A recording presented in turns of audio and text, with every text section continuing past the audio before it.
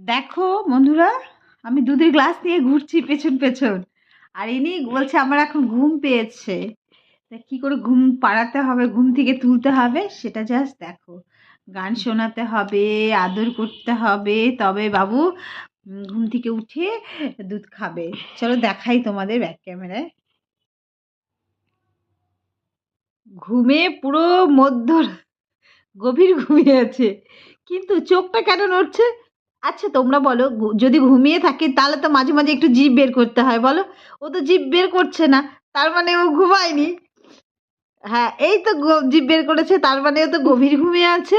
কখনো কখনো একটা চোখ খুলতে হয়, ও তো চোখ খুলছে না, তার মানে ও ঘুমায়নি। ওই পিটপিট করছে চোখটা, বুঝতেই তো পারছি না। হ্যাঁ সত্যি তো পিটপিট করছে, তার মানে ও মধ্য ঘুমে আছে। আবার কখনো কখনো একটু মা বলে ডাকতে হয়, দুধ খাবো মা, দুধ খাবো। ওই দেখো বলছে মা, তা তো ও তো খুবই গভীর ঘুমে আছে। তাহলে চলো ওকে একটু গান করে শোনানো যাক। কোন গানটা করব?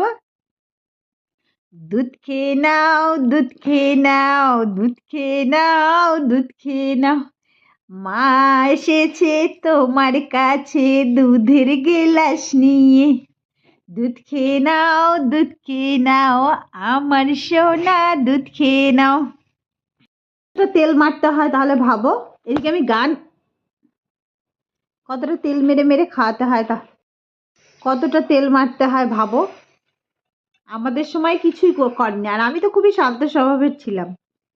মানে শুধু ভেবো না, আমার মা বাবা বলে, বাড়ির আশেপাশে গ্রামে বড় হয়েছি, তো গ্রামের আশেপাশের লোকই বলে যে আমরা সবাই খুব শান্ত স্বভাবের ছিলাম। মানে চিৎকার চেঁচামেচি কান্নাকাটি, মানে আমার বোন একটু তাও কেঁদেছে, মেজো বোন, একদম কান্নাকাটি সব করতাম না।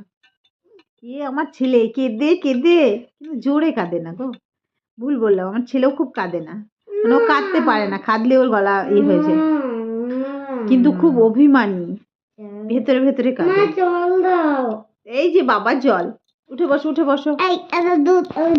দুধ খেয়ে নাও, দুধ খেয়ে নাও, আমার সোনা দুধ খেয়ে নাও, উঠে উঠে ফাইনালি দুধ খাচ্ছে, দেখো তাও কতটা নকশা করে খাচ্ছে দেখো। এরকম যদি 2 পিস থাকে, তার জীবনটা পুরো জাহান্নামে চলে যাবে, কিছু করার নেই। চুপচুপ করে দুধ খাচ্ছে বেড়ালের মতন।